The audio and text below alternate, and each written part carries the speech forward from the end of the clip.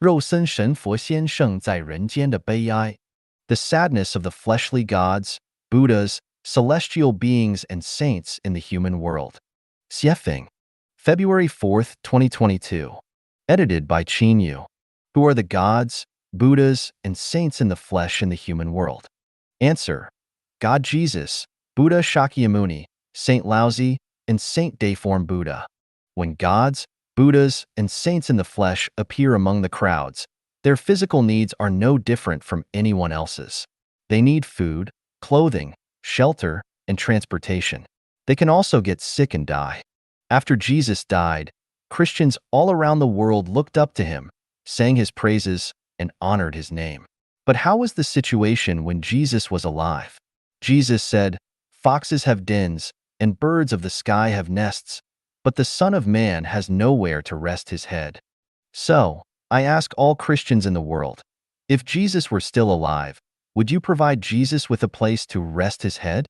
Today, Buddhists around the world look up to Shakyamuni Buddha, praising and venerating him as the Buddha.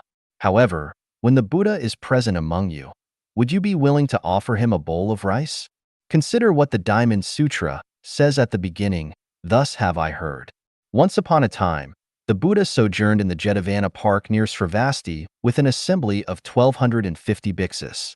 One day, at mealtime, the world-honored one put on his robe, took his bowl, and entered the great town of Sravasti to beg for his food. He had begged from door to door. He returned to his place. When he had taken his meal, he put away his robe and bowl, washed his feet, arranged his seat, and sat down. Look, even though 1,250 people came to hear the Buddha's teachings, not one of them offered him a bowl of rice. The Buddha had to go door to door in the city, begging for his meal. As for Laozi, his contributions to humanity, especially to the Chinese nation, are immeasurable. However, when he was alive, who cared about his life and death? Where did he go? Why couldn't he stay in his hometown? Why did he have to leave the Honggu Pass? In his old age, how would he continue to survive?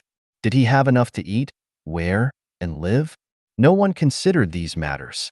Deiform Buddha, the living saint today, created a theoretical system for humanity and established a completely new mode of production and life that differs greatly from tradition. People today might not fully understand his value and significance, but future generations will surely look up to him, praise him, and venerate him, just like they do for Jesus Christ, Shakyamuni Buddha, Laozi, and other saints. However, his physical body has experienced 65 cycles of seasons, and he still struggles for his own survival. Not a single person has proposed solving his survival issues so that he can dedicate himself to the welfare of humanity. Even the Chanyuan celestials who have benefited for over a decade have not collectively offered to address his basic needs. This is the sadness of the fleshly gods, Buddhas, celestial beings, and saints in the human world. The true God was crucified. The true Buddha, even in old age, had to beg for food. The true celestial being couldn't survive in his homeland and wandered in foreign lands without knowing his fate.